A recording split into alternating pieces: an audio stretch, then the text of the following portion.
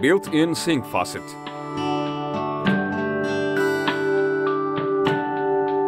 Drill mounting holes on the wall for the sub-plaster part.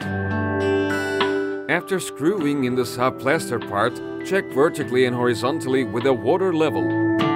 Connect the hot and cold water according to the markings on the sub-plaster part. After finishing the water connection, open the water valves, take off the protective cover and check that there are no leaks. Turn off the water valves and reattach the protective cover. Plaster and tile, paying attention to the minimum and maximum markings on the sub-plaster part. Cut off any excess parts of the protective cover, depending on where the plaster work finishes. To install the cartridge, remove the piece on the cartridge housing. Adjust the position of the cartridge.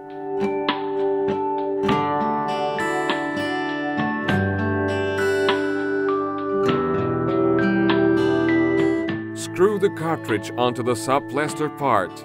Wrap the wall mounting section of the outlet edge with Teflon.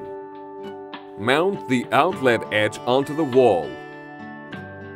Fix the rosette onto the sub-plaster mounting part. Attach the lever and tighten with an Allen wrench.